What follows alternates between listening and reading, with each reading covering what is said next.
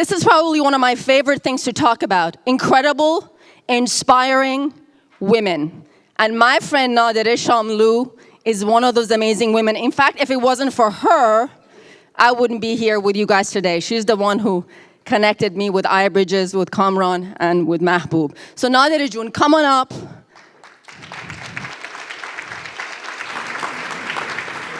I forgot to say she was a big wig at World Bank, very important person, very impressive resume, but for me, she's just my friend, so. Good morning, first of all, and thank you very much, ASIEH, for this nice introduction. I really appreciate it. You are a very inspiring person for me too, and I'm always very proud to say that I'm a friend of yours. And thank you all for being here. It's really gives us as board members who have prepared this conference a great deal of energy to see all of you here, to see these great questions and so much energy in this room. I have to make a big confession first and foremost. I am not a tech person, and my son who's sitting in the back can attest to that. I'm an economist, and so you would answer what am I doing in this place? I have two passions. One passion is to really connect the Iranian community, because I think that we have been too fragmented, and iBridges gives me an opportunity to do that. And not only to work with great people like Kamran and Hale and Feridun and Mahbub and everybody else that I have probably left out, but then also bring together great people. And I think that is something that we very much as a community need to do. Now, my second passion is that I like very much to highlight the role of Iranian women in our own country, even though we are being pushed down, but also abroad and in all the other countries. When I was at the World Bank, and one of my hats at the World Bank was to deal with the gender dimension, gender and development in the Middle East and North Africa region, and of course Iran was one of them, one of the countries that I worked on. And I came across something very, very interesting, and I'm sure that you all know the statistics. One is that they say that 60%, I mean, after they put in place quotas and everything, 60% of students, university students, are women in Iran. But when you look at the statistics as to what they study, what these women study, we find that 70% of the engineering and science students, in these fields, are women. So while in the Western world we are trying very much to convince women to go into STEM fields and everything like that, in Iran we've done that. We are past that stage.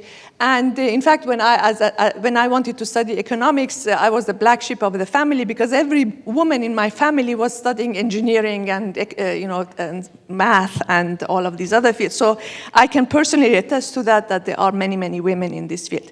So with that, I would like to highlight that this particular panel that I have the privilege and the honor to chair will talk about the opportunities and the challenges that Iranian women or women in the Iranian diaspora face in being entrepreneurs, being in STEM fields, being, moving up the ladder or being effective. So I would like to also state that, as Piruz was saying, in the communities that we live in abroad, there's a great deal of prejudice or a great deal of stereotyping about Iranians, and that stereotyping and prejudice is even heightened when it comes to women. I mean, the number of times I've been asked whether I am, whatever, hijabbed or whatever, so I mean, which is indicative of other prejudices is unbelievable. I can write a book about it.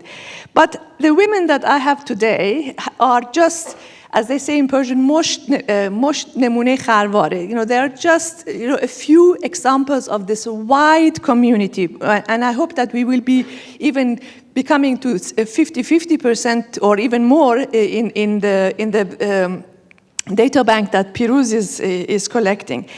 I would like to invite my wonderful, very accomplished panel to the to this stage, please. And we would be, please join me in giving them a big hand. Thank you. You know, they say that Fred Astaire and Ginger Rogers did the same moves, only Ginger did everything backwards and on high heels. And I think these ladies have done everything back that all Iranian entrepreneurs have done, and only backwards. So I have the pleasure to introduce to you Sepideh Nasiri, Melody Adhamy, Sepi Ghajar. We have two Sepideh, so it's like dawn. You know, this is the dawn of this new age. And Brienne Ghafourifar. So please give me a hand in welcoming them to this. I would like to ask you just down the road to very briefly introduce yourself as to what you do, because two of my panelists, Sepideh and Brienne, are going to be on a different panel later this afternoon, so they can go into more detail about the technical aspects of what they do. But here we are going to focus a lot on the bigger picture of opportunities and the ecosystem for women. So please, if you don't mind introducing yourself very, very briefly. We have about 45 minutes, or less actually now, about 40 minutes. We will have about 30 minutes of discussion. We will come back to you for maybe some questions and answers. And then we come back to the panel. So Sepideh, please tell us what you do and what motivated you to do what you're doing. Right. Good morning, everyone. So Bakhair, kheli mamnoon, and thank you so much for inviting me, Nadereh, iBridges. Really appreciate it. My name is Sepideh Nasiri, as Nadereh mentioned. I'm a serial entrepreneur. Have been in tech as a non-techie person for over 16 years. Started my first company right out of college in Southern California, and then after getting acquired, came back to Silicon Valley. I've been working as an advocate for the past 9 years for women in tech, women entrepreneurship, first with another company called Women 2.0, where I was the VP, and building a platform for women, bringing more women into technology as founders, as entrepreneurs, as technologists. And then after that was acquired 2 years ago, also started in 2015 Persian Women in Tech. And the reason for Persian Women in Tech to be created was I could not see any Iranian women or Middle Eastern women in the media or anywhere to point out that we actually exist. So it was actually a selfish personal journey to find out where are they. And after putting together certain meetups, found out that they really exist. So we have been doing this nonprofit for about 4 years, over 10,000 members, 14 cities around the world, and we have been able to highlight incredible Iranian women and create a movement to showcase how incredibly talented, smart, and enabling the community through the impact that they have, not just locally, not just nationally, but internationally around the world. I think this is definitely something we need to connect you to Piruz, to really capture this incredible contribution. So hi, I'm Melody Adhamy. I am honored to be amongst this panel. I'm the only one from Toronto here. We've got everyone else from San Francisco. So that's exciting. I'll rep the city. So my journey into tech started about 12 years ago. I was a founding member of a company called Plastic Mobile. It was a time where phones weren't really used. People who used phones were only business people, and if you pressed the internet button, you were afraid you were going to get $1 million in charges. But we really believed that it was going to be the future, and so we started a company that focused on designing, developing, and building applications. We worked with some of Canada's largest companies, Rogers, RBC, TD, Shoppers Drug Mart, and we helped them launch their first mobile applications into the space and then build out their development teams working within their organizations to carry on that practice. About 5 years ago, we were acquired by a French communication company. It's the world's 5th largest communication company based out of France, and we were acquired by them. And then over the past 5 years, I've done what few people say typically happens. Not only have I stayed at the company, but I've actually taken over the Canadian division of the parent company. So I lead that now. And I do have a passion for technology, and I do participate in a lot of events that promote women in tech. Oftentimes, we're in boardrooms and we're the only women. So it's an honor to be here to represent that, and hopefully we can help more women grow and move into that field.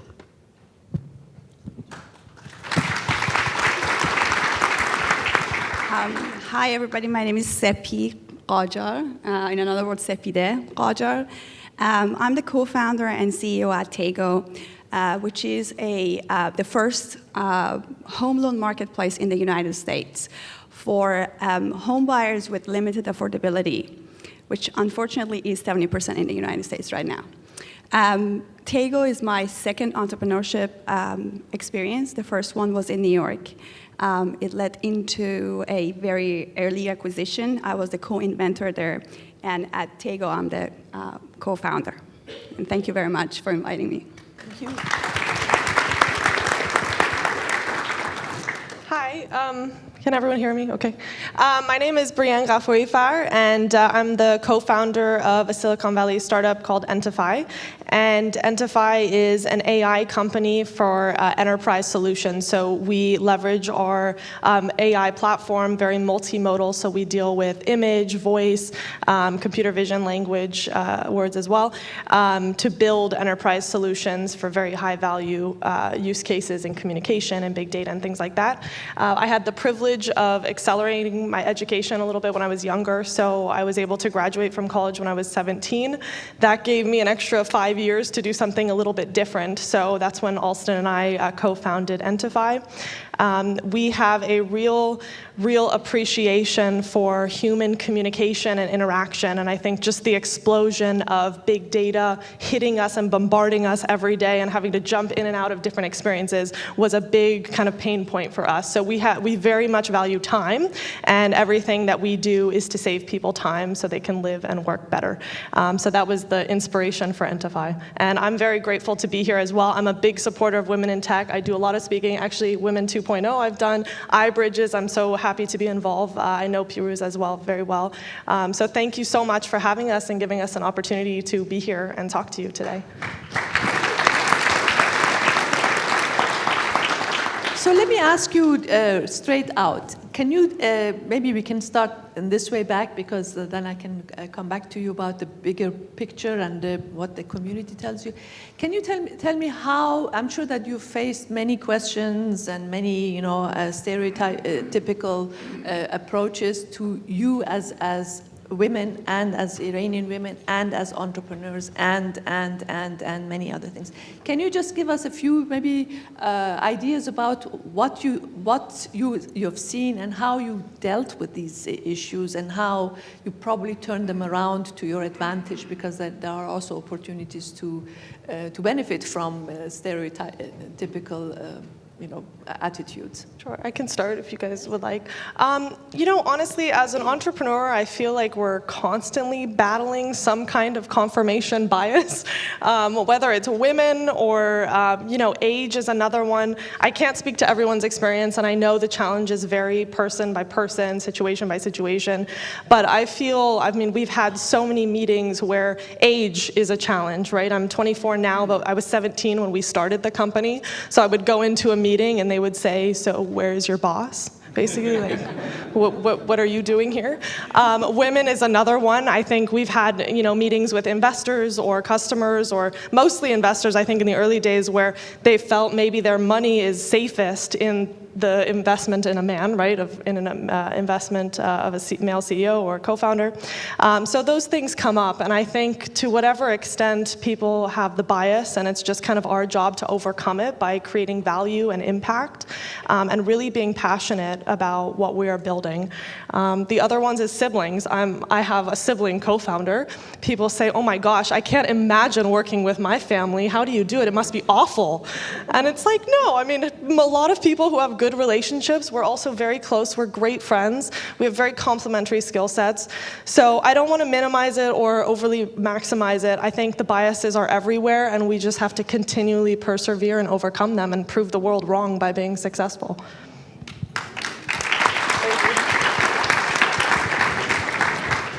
this is a very interesting question, and we get that asked. Because you're starting to disrupt an entire very well-established industry. Exactly. So as they say, entrepreneurship itself, it's betting against the consensus and then being right. And it by itself is really, really, really difficult. It is difficult regardless of the gender. And then you add to it being a woman, and then add to it being an immigrant. I actually left Iran when I was 22. I went to Australia, and then I was 30 when I came to the United States. And add to it being, having English as your second language. A lot of different difficulties and challenges are there to face and to really fight against. But I think for me personally, and I actually had everything against me. I'm a very unique example of really fighting through every single step of the way. The person that the jackpot that she hit that jackpot and more. So one thing that really helped me to this day, and I think it will help me for the rest of the journey, is you love what you do so much that you're so madly in love. You don't see obstacles. You don't see problems. You don't see anything. You just see what you love. And that is the only thing that helped me. And there is nothing else. Because if I really want to be aware of all the discriminations, everything is against me, I even cut my hair short just because I didn't want to deal with, putting that, because it takes time. It's like half an hour, 15 minutes, whatever it is. And I didn't want to deal with it. I wanted to deal with something that I really loved to deal with. And I think that is the price we pay as women, as the first people. We don't have enough of women examples, female examples. We don't have it. We are making the examples, right? So we have to pay the price. And this is the price that we're paying, dealing with the hard part of the journey, and that was how I could deal with it. I mean, all of these panelists are so impressive, and every word that they say would require an applause. If you don't mind applauding them at the end, because we're running out of time, and that's what please, it's not that any of them have said something less interesting, but if you, I just wanted to also feel free to applaud to me, and then you can stop. Maybe just the first round. I'm just kidding. But I wanted to add also, if you don't mind, Melody John, if you could also highlight, because you're at the helm of this company that is 19,000 people. It's and there are different. I mean, as an entrepreneur, of course, people face certain expectations. But as a CEO, you are. I'm going to highlight exactly that. To be honest, if you asked me this question 5 years ago, and I had just started, I was probably 4 or 5 years into my company, and I was young, and I didn't think anything can stand in my way, and I was going to change the world and all of those things, I would have told you, well, there are no limits. I could do whatever I want, and I'm not going to let anyone stand in my way. And it was true at that time when I was my own boss. I made my own rules. I did whatever I wanted. Yes, I was in boardrooms by myself, but I could persevere with enough knowledge, and I could get past it. But the real challenges, actually, of being a woman became really apparent to me when I actually moved into a corporate structure that is made of 80,000 employees and a ton of layers. And I'm going to give you guys an example of what happened. So 3 years after acquisition, here in Canada, my group had quadrupled our sales, and our profitability was probably 2 times the next profitable group here in Canada. And we were responsible for 75% of everything that was coming into Canada. My group was responsible, and we were probably the smallest group, probably the least paid, and all of those other things. So I went to the person in New York who was in charge of our acquisition and in charge of the Canadian division, and I said, I'm bringing in 75% of the sales. I have 100% of the profitability. My staff engagement score is at 95%, which is 20% higher than the entire company. You have, this other area is sort of struggling. I would like to lead the entire Canadian division, and I think I've earned it, and I have a right. And then he sets up a meeting. He comes here, he meets with me, we have lunch, and he says, listen, I'm just going to be totally honest with you. You've just gone through an acquisition and you've made a ton of money, so you never need to work. You have 3 small children at home, So like, you just might not want to come to work. So, like, I took 3 mat leaves, and my mat leaves were like 2 months each. So I don't know where you get your information. And in Canada, we have 18 months of mat leave, just for the record. Wow. But I took like 2 months, and I worked the whole time. So then, that was really difficult for me, because I had done everything counter to what he was saying. I had been there through all of my mat leaves. I was completely committed and successful in everything I was doing. And he was telling me that I cannot move into this next role because, you know, I'm going to want to go home and stay home with my children. And that was really tough for me to swallow. That's when I first experienced what it really felt to have that bias. And I liked this guy, and I still like him. And he's older, he's in his 60s, and it's just a product of what he was and how he was raised and that generation. And I don't think I could change his mind. I mean, I worked really hard. I worked 2 years. I did change his mind. I did. He gave me the role 6 months ago. I should have had it 2.5 years ago. I told him when he gave me the job, I said, that's 2.5 years too late, but I'll take it. So I think as we move into the next generation and as we move past and we have these conversations and we take more leadership positions where we know these kinds of biases were used against us or were felt along the way, we will be able to make those kind of changes. And I'm hopeful about that. You know, I think there's something like 6 to 10% of top senior level executives are female. And that's just not good enough. You can't make decisions for women if they're all men. Like, we're just going to need more representation. So, and it's systemic, and we have to work on programs. We have to make it easier for women to come back to work. We have to make childcare affordable so that you don't have to stay home the moment you have your second child. And we have to do things that systemically solve the problem. And so that's probably going to be my area of focus as I move into, you know, what I do next. Awesome. You are probably hearing these stories time and again, 10,000 times. So can you tell us a little bit more about what you... I think it's not only about the problems and the challenges we have. We need to really realize that each of us is responsible to make the changes happen. That is that top person, that is that VP person, executive, manager, et cetera, et cetera. So it starts with all of us to contribute to these companies for the changes. And one thing that when I do talk to executives about these challenges, well, there isn't enough women to hire, I say, you're not looking hard enough. You're not looking hard enough. Because if you actually go to the communities where there are, for example, Persian Women Tech has 90% of our community is technical. I don't know where you're not getting your employees. So with that said, I think it's everyone's responsibilities to bring those changes, hire women, not just at a entry level, not just at manager level, at executive level, because as we have more executives, you're not going to have that conversation because the other person who's also potentially female gets it. This person wants it and has worked for it and is now ready to do it. And I've been there, I've done it, I have a kid, et cetera, et cetera. So I think as long as Melody mentioned, we have representation in all levels, we're able to make changes happen and these biases will go away. And you can't have just one or two female. When you have one, that person feels lonely and feels not being able to even belong to this group. When you have two, you have competition. Who's going to get that next job, right? So you need to have more. When you get to 5 is when you're actually having a representation. So you should think about that at every level. 1 is that token, never going to, this person is going to leave because they will never feel at home. 2 is going to be competition, so it's not going to be even equal balance. Try to get more than that. And if you're looking for talents, obviously, you know, there are platforms like Persian Women in Tech or iBridges are going to be the go-to places to find, you know, and to identify talents. I want to maybe just, because we are running out of time, to quickly maybe go to the important thing of funding.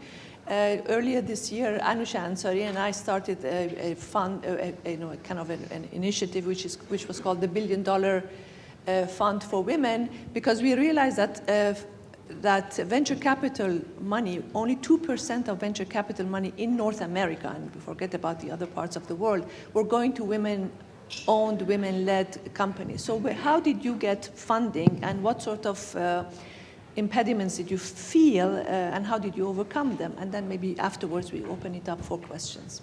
Sure. Well, first of all, I just want to say those stories were inspiring on so many levels. And about the funding, you know, I think for us, we had kind of a recipe that really worked. And every company is a little bit different, and there are already a lot of different types of funding as well.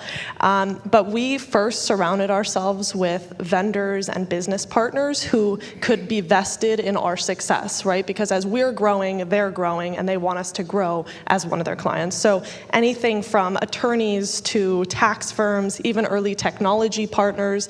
We surrounded ourselves with people that had their own businesses and their own value to grow, and they had a vested success in our growth as well. And I think through that, we were able to build a really nice network and community of people who also wanted us to grow. So they referred us to advisors, and we got to know them better, and there through advisors, we got to investors. And I think, you know, there's some interesting statistics about which ways there are to raise money. There's, you know, the venture capital. We stuck a little bit more with angels, super angels, business partners, things like that. And partly because, you know, VCs look for something very specific. It's always about traction, right? And as a woman, actually raising money from VCs is statistically much more difficult. The better looking you are, the harder it is. These statistics even exist, and it just shocks me. I must be pretty ugly because I think we got really lucky with the capital that we were able to raise. We've raised about 20 million to date through high net worth, amazing people who have grown. They've been entrepreneurs. They've gotten acquired.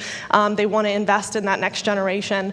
So I think that was kind of our 1-2 step in terms of raising capital. And we are so fortunate because our investors, they have a lot of experience. They have a wealth of knowledge. They've been through a lot of the things that we're talking about today. So I feel like I kind of, or at least I hope I am, kind of hacking the learning process by gaining a few extra years of experience because I'm so new at this, but gaining a few years through everybody else. And I think we've learned a ton.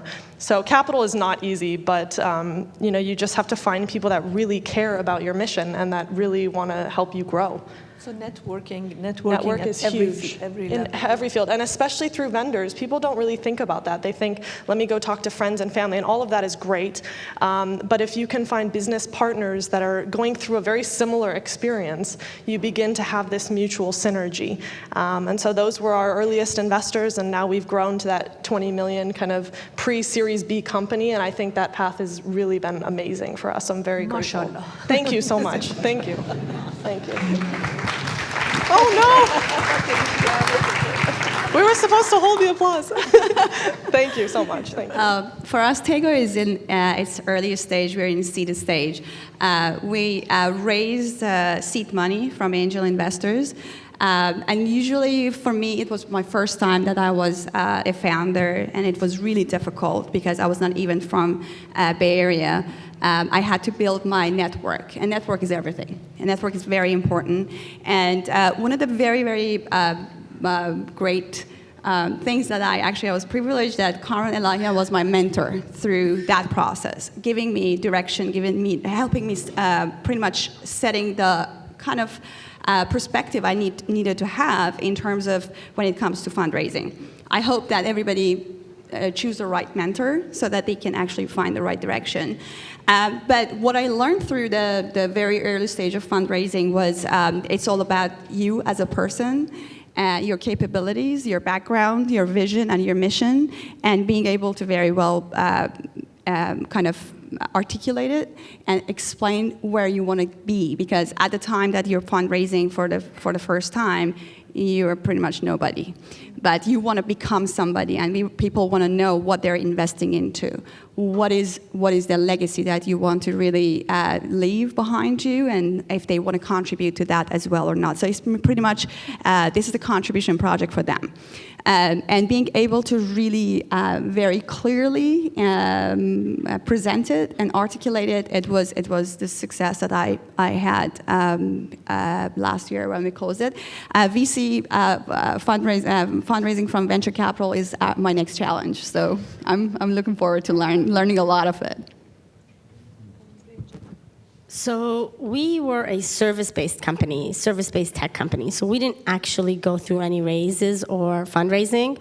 A lot of it was very grassroots for us, and taking loans on our homes and putting everything on the line for what we believed in.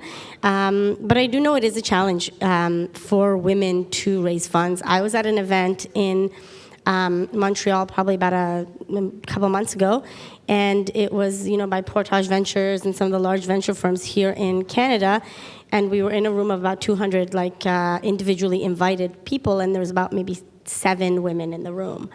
And these were all the wealth owners of all the large investment companies and the insurance companies and all the everybody who was basically raising or had capital or had access to capital was in that room. So it was really quickly apparent that the representation was not there. So I could understand and see the challenges and why those things are about. I think until those kinds of changes happen, that this unless funds are built and people actually proactively make them for women, that challenge is very alive, real, and apparent today. Touching based on what you just said, so there's right now in the US, I don't know Canada or Europe, but only 1% of 800 plus funds are women representation. So partners, office managers, that's everything. 1%, that's very small. So when you have a business that women understand better what it is, the market and so forth, if you don't have that representation, you're missing out on that market because now you have no idea about this product. You're not the user, but you're supposed to invest into it. So I think, as Melody mentioned, until we have more female representation where we are writing checks, we are not going to move that needle, unfortunately.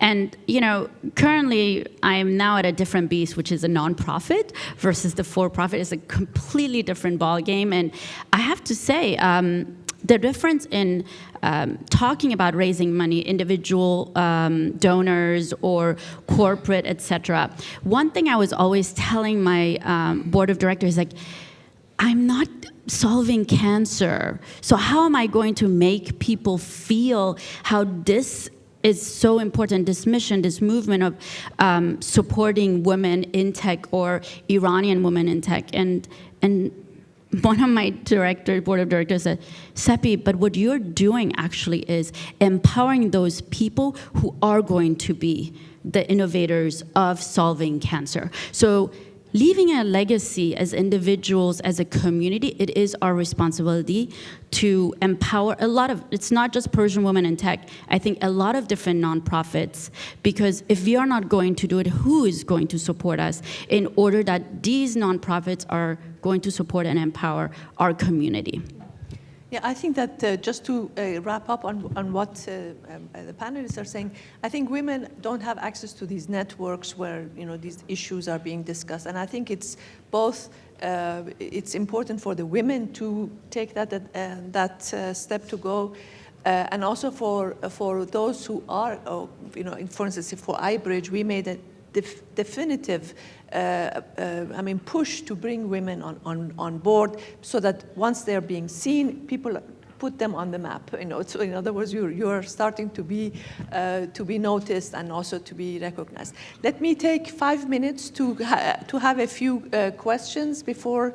Are there any issues or questions? Again, we could sit here for a whole day, but it's before lunch, and I realize that we need to. Yes, please. There.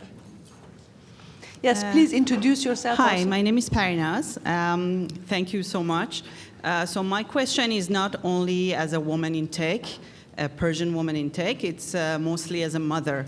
So one of the problems that I've had a lot is that my teenage daughter, she might consider herself a woman in tech, but not Iranian woman in tech, because she grew up here. And it's a challenge because she always says, why should I introduce myself as an Iranian woman anymore? Yeah. And so when Piers John was doing the presentation, the whole time I was thinking, wow, I can show that database and all that data to tell my kids, especially my daughter, about it. So I wanted to know how do you deal with a challenge like that? Thank you. Are there any other, because I wanted to perhaps take a few more questions. آسیه جان این خانم اینجا لطفا. بخشید. I have 5 minutes, no, but still, I'm sure that... Should we answer questions? Okay, yes, go ahead and answer. But if you have the next round, I'm going to take a few questions before coming to the panelists. Right. So I don't have children, but this comes up a lot with mothers who are in our community. And one thing is I encourage you when you're going to events, particularly those where there is Iranians or Middle Eastern tech events, bringing the person in, the child in, so that they can engage and see how the community is supporting each other and identifying with and having a sense of belonging. I think that's what's lacking, first, I would say. And for our community, it was just any age group was saying, like, why should I come to this event? But after the first time, they get it, you know, the support system that exists, that will exist for them, and the opportunity to connect with your own community and also having a support system through that as well. So I think it's not a problem to solve today or tomorrow, but as you condition and support and bringing your daughter to these events, she's going to realize it on her own. Yes, please. Oh, sorry. Go ahead. No, this is just a comment, but I came to Canada when I was 5 years old, and I'm Iranian and I'm Canadian, but I don't ever identify myself when it comes to work as, you know, an Iranian person in tech or an Iranian female person in tech. In fact, like, I try to avoid all of those things and just say that I am a person and I work and I do what I love. And I think that's really important if we're working towards a world without boundaries, where we don't make stereotypes and we don't have differences between people, that we don't have to identify with these, like, boxes that people have made, because those boxes are the boxes that cause all the troubles in the world and all the wars and all the differences and all the divides. So maybe it's not so important that she has to identify with that. If it's a matter of culture, then she should be present in these kinds of events and be able to see the culture and accept herself as that. But she doesn't have to identify herself as that to be successful in her career. That's just my observation and how I feel. I'll come back to you afterwards. First of all, you were all amazing. I mean, it was a great panel. I really enjoyed it. Thanks a lot. And second, I was wondering, so it's like this event of, like, Persian women in tech that you're organizing along in many countries and cities is amazing. But is there any possibility to do something also with women inside Iran, like being able to help building a network, helping them, like if they're going to apply for universities outside the country or they need support or mentorship, we can provide something for them? Like, is it something that you're thinking about? Yeah, so currently, unfortunately, we don't have the capabilities for us. We are a US-based company, registered as a nonprofit. But what we do is our programs are online. So the videos, the inspiration, all the information. So this is one way what we have seen is on our platforms, whether it's YouTube, whether it's on Instagram, whether it's on Facebook, etc. We do have people around the world, no barriers or where they live, who can get inspired. And we have many stories where someone who was back home was able to watch these videos, get inspired, and then start their own company and have been successful, or became a software engineer because of seeing a representation of themselves. And I think that's very important. If we don't have representation of ourselves somewhere out there and identifying ourselves, then we're not able to imagine we could be that person someday. Thank you. One more question before I go back to the panel for their final comments. Anybody? Perhaps a gentleman? Yes. Oh, okay. Another lady. Oh, okay. And then I come back to her. Two more questions, please. Yes. Thank you very much. The young generation, I really enjoy that. I have been trying to promote this for as long as I have worked with the social organization in this city. But what I would like you to, each one, articulate to the people, what do you consider your key success factors? And where do you put luck, not in the sense of personal, but the place and the context and the situation you have been in? And one consideration, where do you see being woman is a positive element rather than what everybody has described as negative? Thank you. May I actually, this is exactly the question with which I wanted to close. So if we can come back to this question as a closing comment for the thank you very much for doing my job much easier. You should be sitting here actually. Maybe one last question, and then please afterwards we could maybe close with the comments on this gentleman's. You didn't introduce. Sorry, did you introduce yourself? Very nice. Thank you very much. My name is Roshanak, and I am a machine learning scientist. My question is mostly directed towards Melody. Sorry. You mentioned that the comment that you received from that person was very hard for you to swallow. How did you go back, and then how did you work your way out of that struggle? I know. It was 6 months, really, really, really hard time for me. And it was like, it was so personal because somebody was attacking a piece of me that I had no control of. It wasn't like if you work harder or if you learn a little bit more or if you put in 5 extra hours. It was like, you have children, I'm not going to eat them, they're there. We bought your company, we know how much money you gave you, well, I'm not going to go throw my money away so that you can hire me again. So there were all these elements that were completely out of my control, which made that time really difficult. I had a really good team I worked with. Like, one of the things that kept me there were the people around me, and the network and they really did keep me going. They told me that you have to get past these things and that these are just part of the growth. And then there was a piece of me that felt I had done entrepreneurship and I knew how, but that this challenge I had to overcome to learn corporate. Like, I told myself that. And I said that if you want to move into the corporate world, I didn't know if I wanted to, but I wanted to prove to myself that I could. That if you want to prove to yourself that you're capable of doing something like that, then you're going to have to learn to work through this, be stronger, and be better. So 6 months were really difficult because I had to just deal with the emotions and overcome that.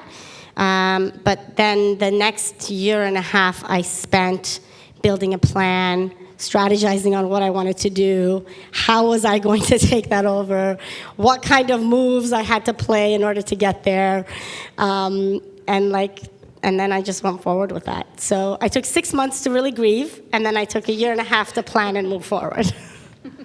This is a great answer. So this gentleman's question, if you could please elaborate that. Yeah, I think your question was about success factors primarily. I think everybody's success factors are a little bit different.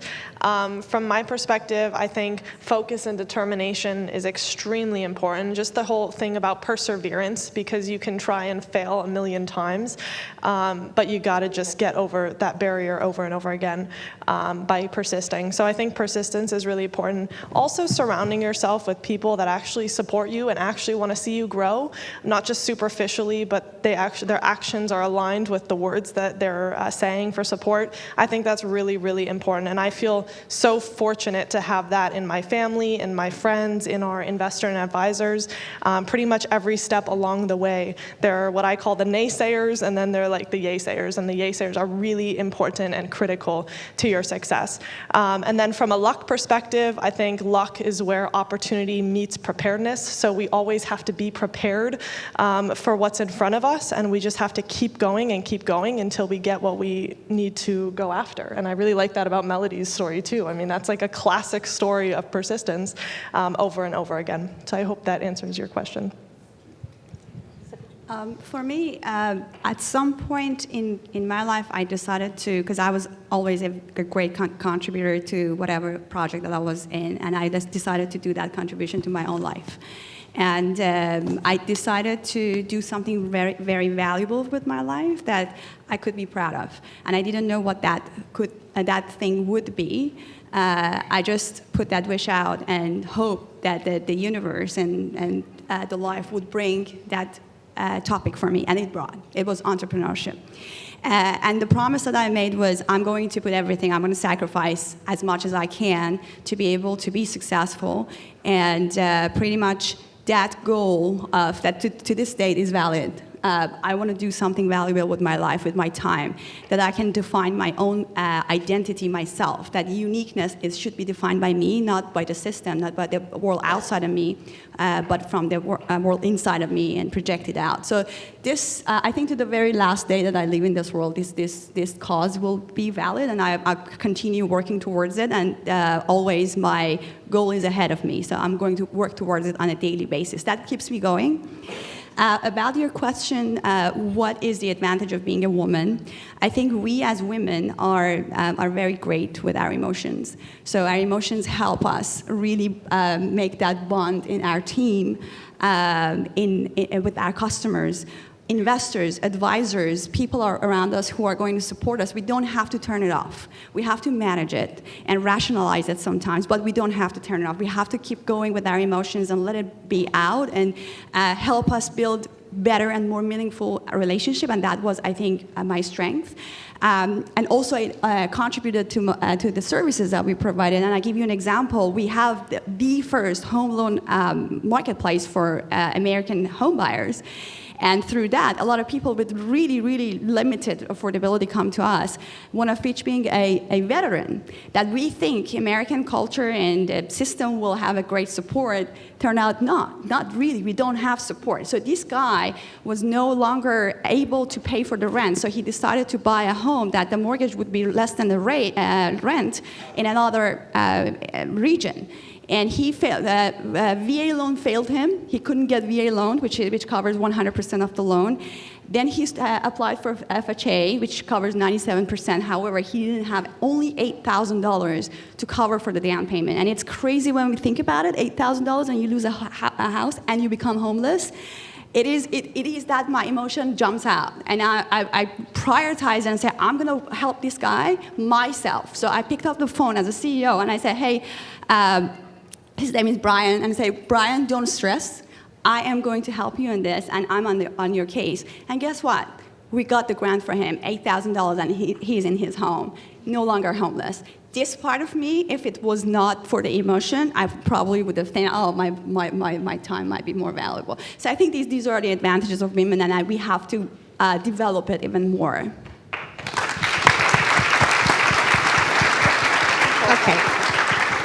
So the three questions, number one, success. I think for me, the biggest success was the fact that I was a company that was acquired, and then 5 years later, I get to lead the Canadian division of that company. Usually it's the other way around, and the people who are acquired are let go and end up exiting. So that to me was a big success point. Do I think luck plays a factor? Listen, I think 50% luck, 50% skill. I'm not going to lie about it. If I wasn't, fortunate enough to be born in a place in the world and my parents didn't bring me here and I didn't have the education and the upbringing and all of these things that luck just randomly played a part in, then I wouldn't be sitting here today. So maybe even more than 50, to be honest. And then the last question was how being a woman helped me. So I think this part of me is being an Iranian woman helped me. I don't know, most people, we grew up in Iranian families. I'm used to hearing no from my parents a lot, Can I go to the sleepover? No. Can I go to this person's house? No. Can I do this? No. And all my friends are doing it? No. So I learned really early on that the first no is a suggestion. Just a recommendation. You gotta ask again and again and again, and eventually you'll get there. That's a great story.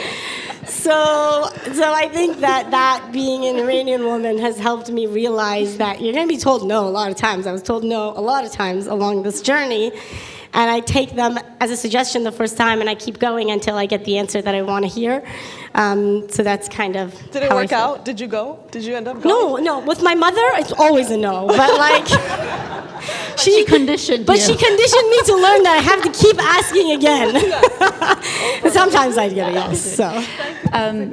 So just to quickly answer some of your question, for success, for me personally, is the impact that I create. So having been able, and that's the lucky part, having had the responsibility in myself to create impact for others is something that's very important to me. That's where I see success. So when we get emails from women around the world that because of the video I watched, I was inspired to become a software engineer or a founder, entrepreneur, or because I saw someone on your stage, I was inspired to become that person. I knew that it was possible. I could see somebody that looked like me, had the same challenges, etc. So I think, success for us in our organization is the impact that we create every single day for our community.